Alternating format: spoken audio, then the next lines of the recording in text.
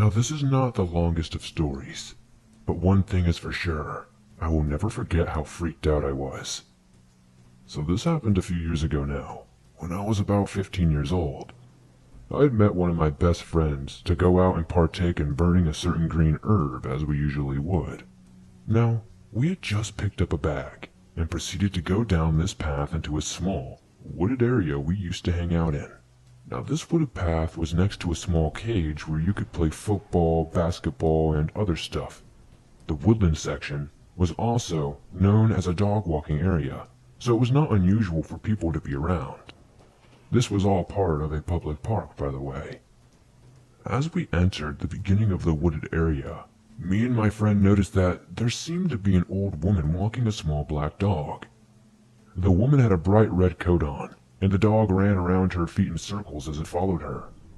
Although me and my friend were eager to roll up, we did not want to alarm this old lady or inconvenience her in any kind of way.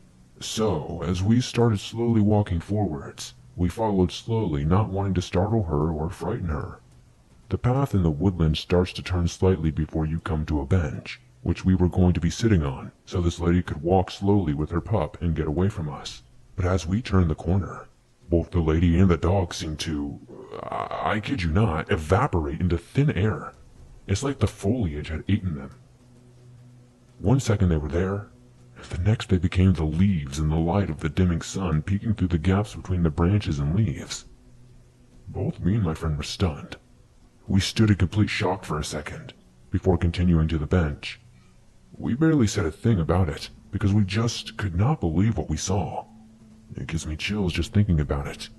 We are both logical human beings. We like to think and really try to make this rational, you know? And it totally threw us out of it. We have barely spoken about it because of how strange and unbelievable the whole thing was. But one thing we know for sure is we both saw the same thing. And after that, we never went to that spot again.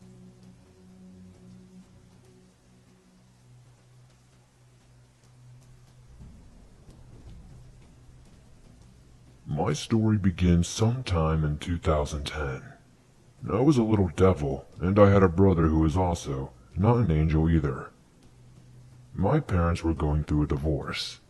At the time, my mom was having an affair.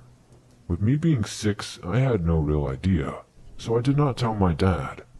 Well, I woke up and turned on the TV. I was bored and eating cereal when my dad comes into the living room, with his hands over his face. When I look back on it, his voice was incredibly shaky. I failed to mention earlier that I had a small Pomeranian. In case you do not know what that is, a Pomeranian is a small dog that's slightly bigger than a Chihuahua and is incredibly puffy. My dad asked me to take the dog outside and walk it.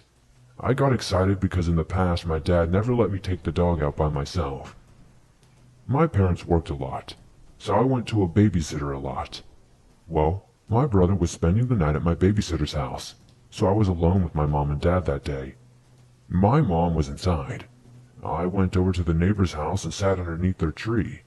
I was not allowed to, but I knew my parents would come and spend time with me when I did. They never came. I sat for maybe 20 minutes, and then I heard what sounded like somebody knocking on a door. That's when I realized it was not a door. My 6-year-old self never knew what was happening. I tried to open the door, but it was locked. Maybe the side door. It was locked as well. I started to get shaky. What if my parents forgot about me? I started banging on the door as hard as I could, and I got no answer, so eventually I went to my neighbors for help. When I told them what happened, they called the police. They were acting very scared. They sent me to their guest bedroom and would not let me out for quite some time. The room was completely empty. A policeman came and took my statement. I said I heard 2 door knocks and then nothing. And eventually I was knocking on the door and wall for a while, but I couldn't get in. He shook his head, and the police officer came and took me to McDonald's. I remember this police officer being exceptionally beautiful. Well, after that, I was taken to my babysitter's house. After maybe a year, my grandma tried to adopt me, but she died shortly after losing the case from heart problems. I do not remember much about the family that adopted me. But after about a year, I tried to get out of there because they were very abusive and would treat me bad while giving their biological daughter whatever the hell she wanted. I do not live with them anymore, thank God. What happened to my parents was my dad shot my mom and then committed suicide. I'm not trying to be like woe is me, but I just had to share this story and get it off my chest. Thanks for listening and sharing it on the show if you do. I know it's pretty dark, but I think it makes a good story.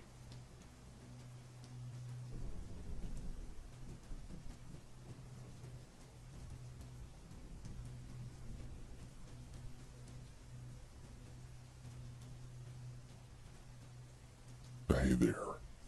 My story is 100% true, and it's something that happened to me and an ex-girlfriend about 5 years ago. We had been seeing each other for about 6 months when we decided we would go away for an off-the-grid weekend in my camper van at Exmoor National Park, UK. Off the grid meaning no phones, no laptops, or any tech of any sort. Just the two of us.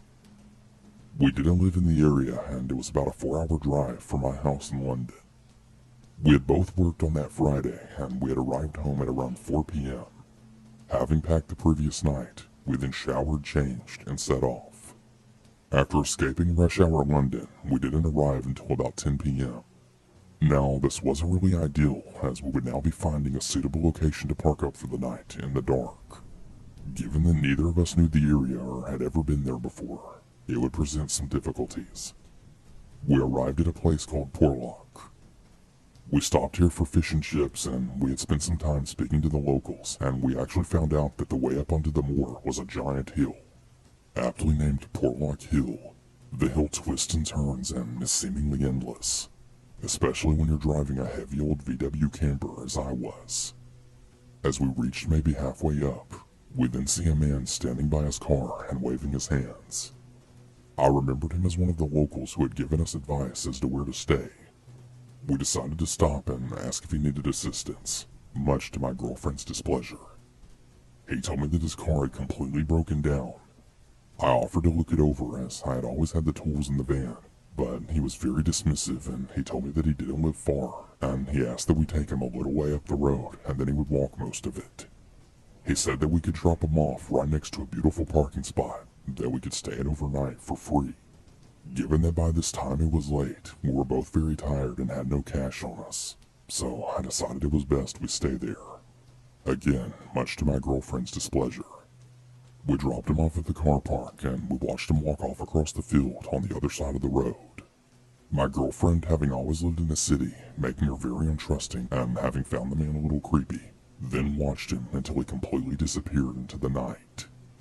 My girlfriend was very annoyed and felt very unsettled, and then insisted we move somewhere else. Somewhere where nobody knew where we were. It caused a bit of a disagreement, and eventually I managed to convince her to stay there for the night, and that we would then move first thing in the morning. After some time had passed, we had set up the bed and settled down for the night. The bed I had made myself folded down from behind the front seats and looked towards the rear of the van.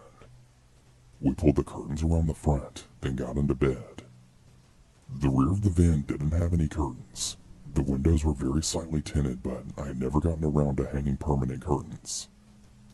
We're now laying in bed having a bit of a cuddle, and I get this weird feeling of being watched. I look over my girlfriend's shoulder, and there is the man looking right in through the rear windows, hands pressed against the glass, peering in right at us.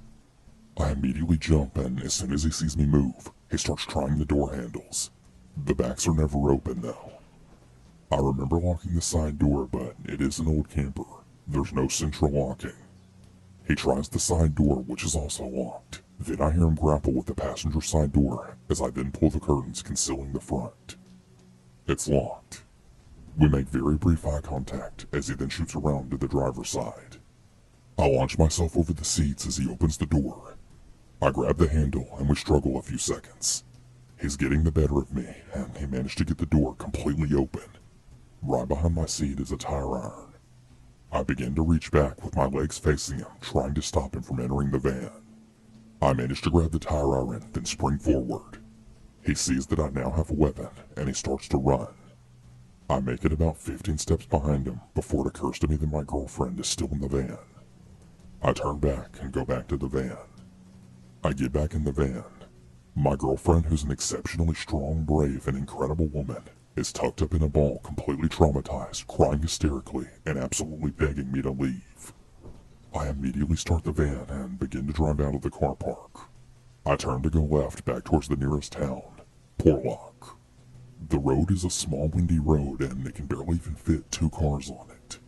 As I go to pull out, a car in the direction I'm heading for stops bang in the middle of the road, full beams on, blocking the entire road. My girlfriend screams at me to go the other way. As I said before, my van's really old and it's a little slow. As soon as we turn on the road, the car shoots up right behind us. It's so close that we're almost touching bumpers. He follows us for the next hour and a half through all of the wind lanes, no houses, and no other vehicles. We have no phone and no way of contacting the outside world. Eventually we reach a small town and the car turns away from us. We continue to drive for probably another hour before then finding a 24-hour garage. We go inside and we call the police. The police search the entire area where the attack happened, take our statements, and escort us to a hotel. The guy was never found. The other locals we spoke to said they didn't know who he was and that he wasn't from Portlock. Some weeks later, we were contacted by the police regarding another incident in that same car park. However, this time the man had found a young family. Fortunately, on this occasion, all of the doors were locked and they actually had a dog with them, which alerted them to his presence. They phoned the police and the man ran away. He was eventually apprehended a month later when an undercover police car was placed there. It turns out that the man had been released from a psychiatric prison 3 days before we had met him, disappeared from his halfway house, and had been sleeping in his car on the reserve. My girlfriend and I had broken up at this point due to all the stress from the situation, and this is the first time I've told anyone apart from my immediate family about that night. It truly was horrifying.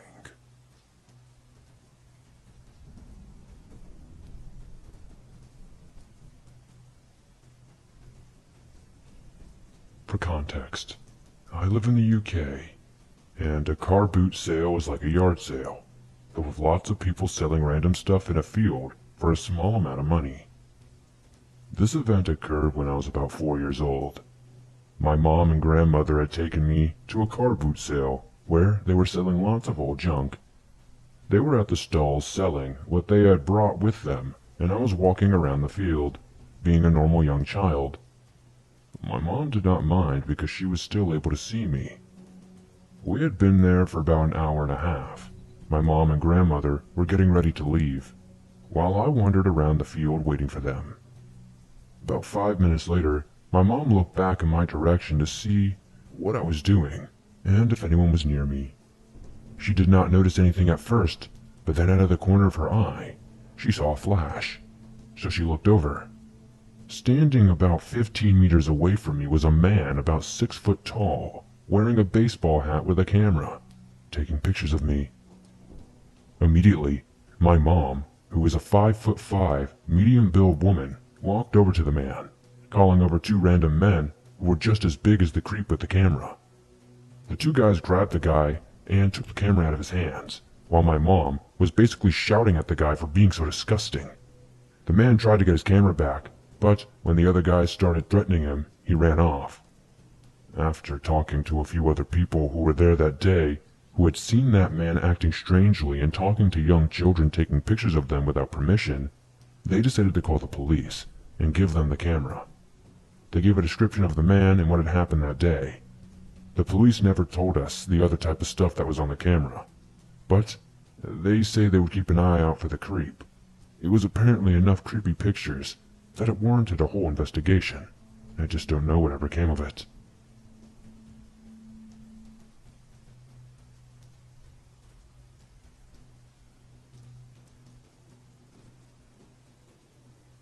Last summer, I went to a house party in the Garryowen neighborhood of Limerick, here in Ireland. We were right in the middle of lockdown restrictions, and I know it was stupid and selfish of me to go, but I was just so in need of a stress release. I'm a social creature, and I need to spend time around people. Like, I was going to be mad being stuck all on my own. I do regret going, but breaking COVID restrictions are not the reason I wish I had not gone, because I saw one of the worst, most horrifying things I have ever seen in my life at that party, and it is something I do not think I'll ever get out of my head. So the party is going swimmingly for a few hours, and I am occupied being the little social butterfly that I am. But then, I walk into the kitchen to get another drink, and this big argument is unfolding between this couple that seemed to be based around allegations of infidelity. It was super intense and awkward being there, so I just quietly grab my bottle of wine from the fridge and then head back to where I was trying to talk with my friends and get away from that drama. I did not really think much of it at the time. House parties can be weird like that after all. One room people are passed out, another one has people dancing around, while some rooms host little arguments between couples that usually do not turn into something hideous. Only, this one did. The guy in the argument storms out of the party, and then for a few hours everything is good vibes again. But then at some point later in the night, the guy comes back to the party. People know his face by that point, so they do not really have any reason to not let him in. And I'm guessing he did not give them any clue as to what he was about to do. Otherwise, they would have never let him back into the house. The guy then searches the house to find the girl he had been arguing with. I'm not actually sure if they were a couple or not. I just heard them arguing about sleeping around. When he finds her, he confronts her and starts screaming at her, then reaches into his jacket, takes out a bottle, and then appears to douse her with the contents. People thought he was just being a dick and throwing vodka on her, the outrage partly stemming from the wasted alcohol as well as the undue aggression. He then legs it from the room while she is screaming. From the people I have spoken to about it, the one who was in the room when it happened, they first thought her screaming was her being a bit melodramatic, and having some drink chucked in her face obviously was not going to make her be quiet, you know? But then she took her hands away from her face and it was covered with what looked like burns. It was not alcohol he had thrown into her face. It was acid. Luckily, someone there was a chemistry graduate. They realized what was happening almost straight away and then grabbed something from under the kitchen sink that would neutralize the acid. I do not know what it was exactly, but it was some other chemical that probably did not do much good for her either. But it stopped the damage from being any worse. I heard the poor girl had to have a skin gap from her leg even though, with the help she got from her injuries, it was still horrific. The bloke who did it went on the run for a bit too. Like, the Gardaí, what we call the police in Ireland, did not manage to get the cuffs on him for a month. And we were all so relieved when they finally did catch him. I cannot imagine what kind of monster does something like that after an argument. I don't care what it was over. To use actual acid to try and permanently disfigure someone's face, that takes a special kind of evil, don't you think?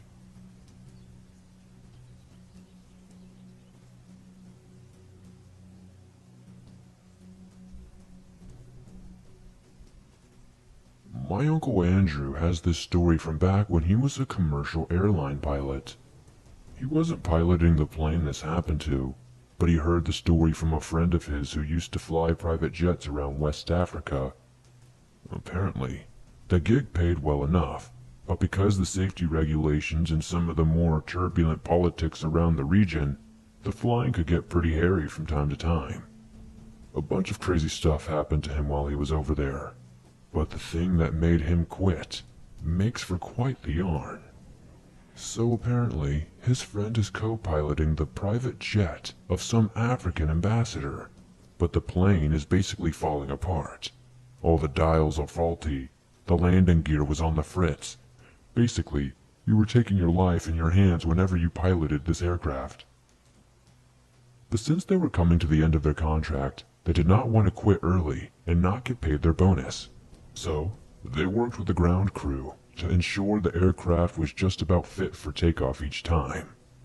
Point being, my uncle's friend is seriously stressed out, and the actual pilot had taken to drinking most nights just to keep his nerves together.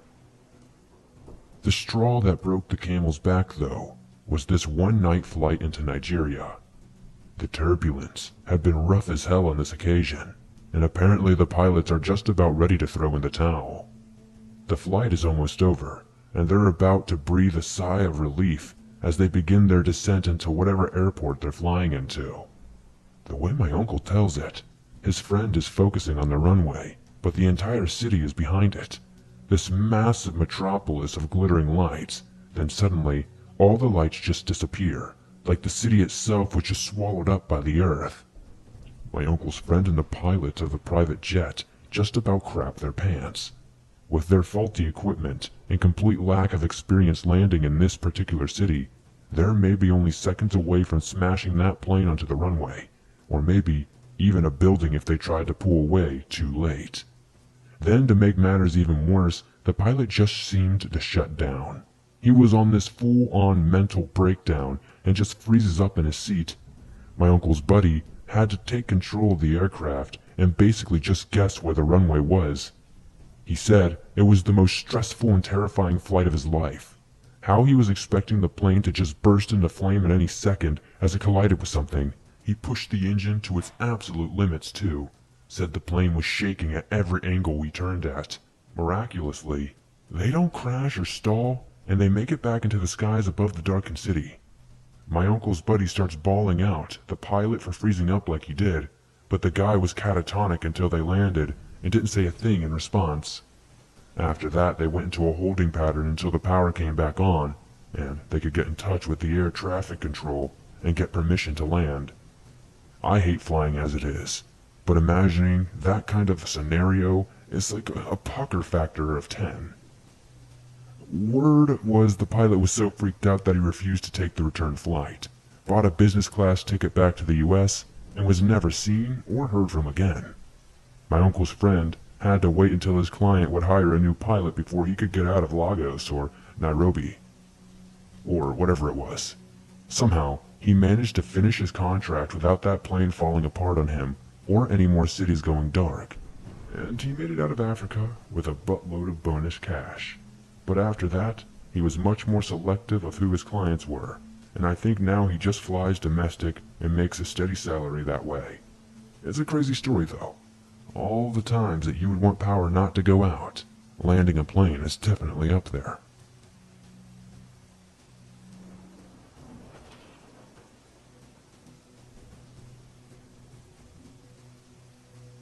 Before I moved across the country for college, I lived with my mom in Fresno, California.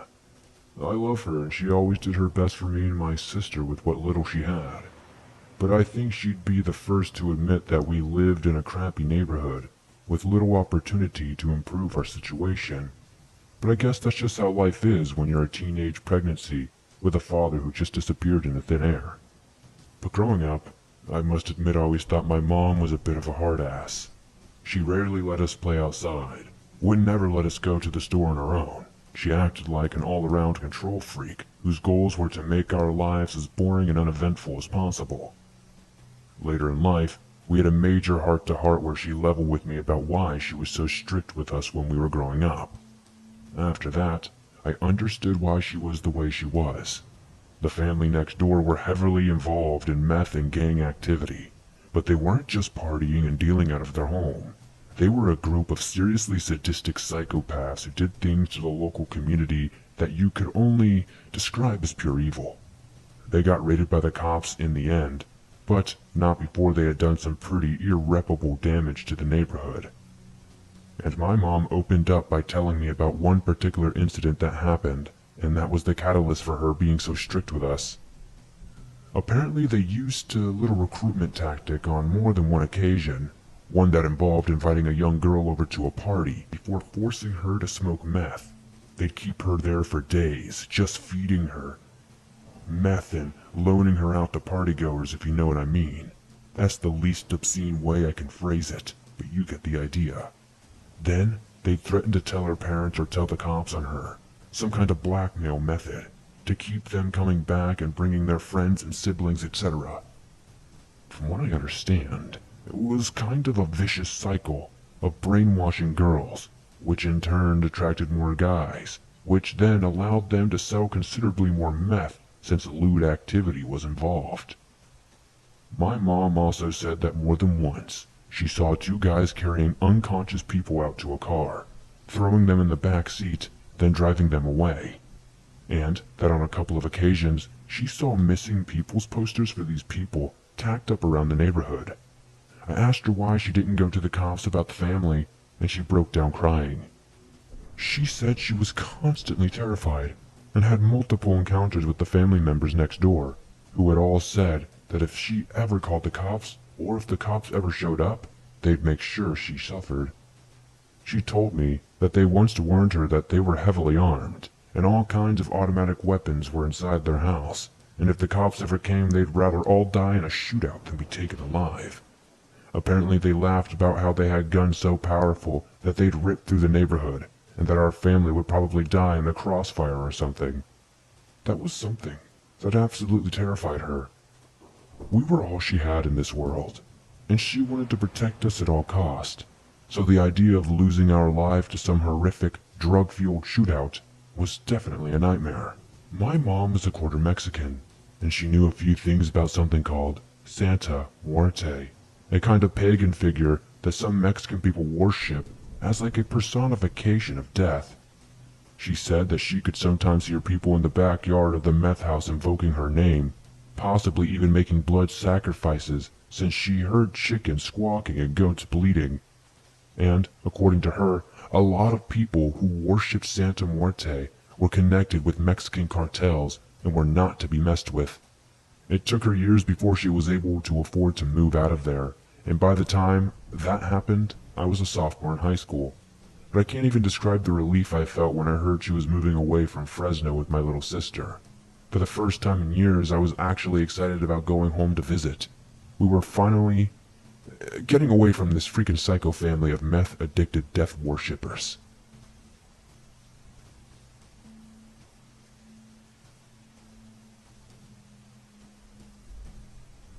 Thanks for listening to these creepy and allegedly true horror stories that'll freak you out, sent in by viewers just like you. As always, if you have a story that you would like to share in a future episode, be sure to submit your story at swampdweller.net or the email you can find in the description down below.